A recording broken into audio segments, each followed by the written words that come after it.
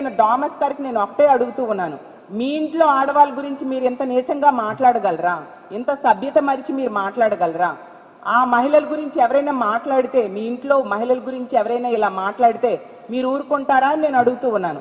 అయినా ఈ థామస్ అనే ఎమ్మెల్యే గారు అడ్డదారిలో ఈవీఎంల ద్వారా ఎమ్మెల్యే అయ్యారు.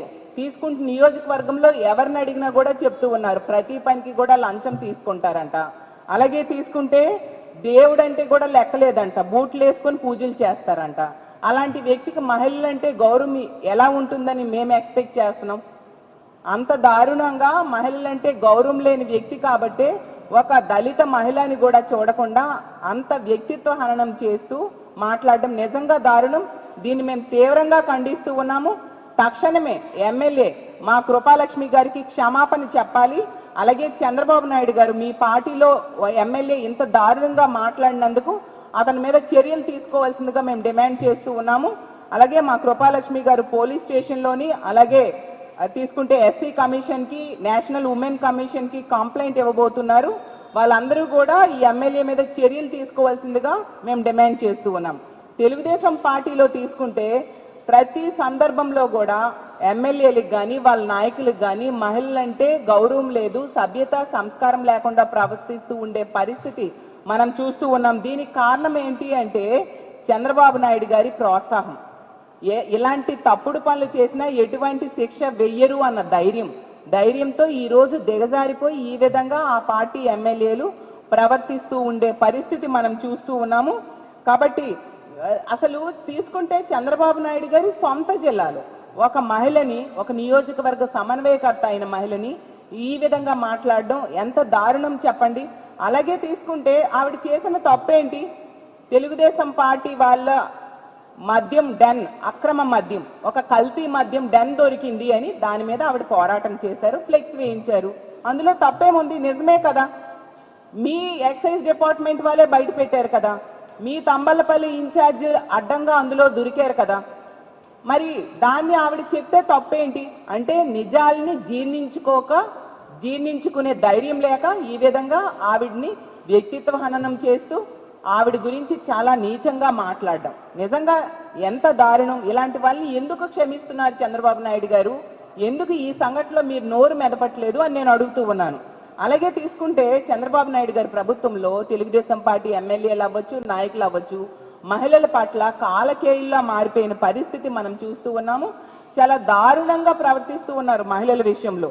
ఇలా ఈ ఎమ్మెల్యేనే కాదు, చాలా మంది ఎమ్మెల్యేలు దిగజారిపోయి మహిళలకి వ్యక్తిత్వ హననం చేస్తూ వాళ్ళ గురించి చాలా దారుణంగా ప్రవర్తించడం, దారుణంగా మాట్లాడడం చేస్తూ ఉన్నారు. అక్కడే తీసుకుంటే మనం చంద్రబాబు నాయుడు గారికి, లోకేష్ గారికి అత్యంత సన్నిహితుడైన ఎమ్మెల్యే బొజ్జల సుధీర్ రెడ్డి గారు ఏం చేశారు ఈ మధ్య అంతా కథలుగా వినడం జరిగింది.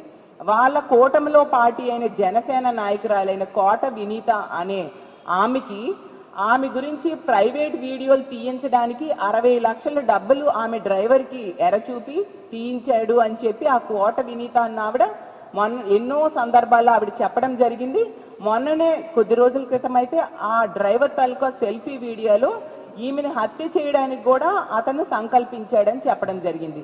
అంటే ఎంత దారుణంగా దిగజారిపోయి తెలుగుదేశం పార్టీ ఎమ్మెల్యే అయిన ఈ బొజ్జల సుధీర్ రెడ్డి అనే వ్యక్తి ప్రవర్తిస్తూ ఉన్నాడో మనం అర్థం చేసుకోవచ్చు.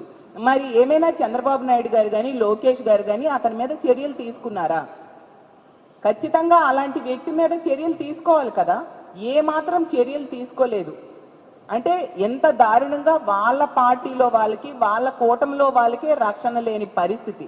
ఈరోజు తీసుకుంటే ఇలాంటి తప్పుడు పనులు చేసిన ఎమ్మెల్యేల మీద చర్యలు తీసుకోవడానికి పోలీసుల వ్యవస్థని ఉపయోగించట్లేదు. కానీ ఇలా అమాయకురాలైన సుగాలి ప్రీతి తల్లిని అరెస్ట్ చేయడానికి మాత్రం ఇదే పోలీసుల్ని వీళ్ళు ఉపయోగిస్తూ ఉండే పరిస్థితి మనం చూస్తూ ఉన్నాం. ఆవిడ ఈ కూటమి ప్రభుత్వం వచ్చి 16 నెలలుగా ఎన్నో పోరాటం చేసింది. సుగాలి ప్రీతికి ఆ విధంగా చంపేసిన వాళ్ళకి శిక్షించాలి, వాళ్ళని పట్టుకోవాలి, సిబిఐ ఎంక్వైరీ వెయ్యాలి అని చెప్పి ఆ తల్లి పార్వతి ఎంతగానో పోరాటం చేస్తే కనీసం స్పందించట్లేదు.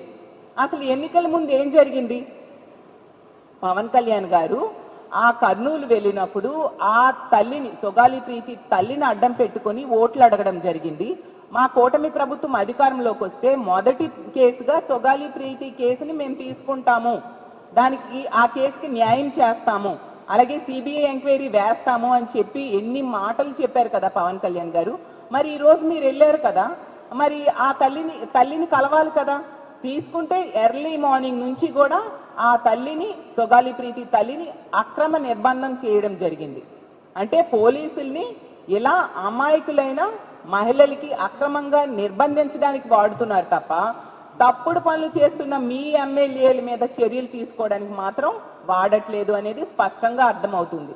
ఇప్పుడు తీసుకుంటే ఆ సొగాలి ప్రీతి తల్లికి న్యాయం చేయాల్సిన బాధ్యత ముఖ్యమంత్రిగా ఉన్న చంద్రబాబు నాయుడు గారికి, అలాగే ఉప ముఖ్యమంత్రిగా ఉన్న పవన్ కళ్యాణ్ గారికి ఉందా లేదా అని నేను అడుగుతూ ఉన్నాను.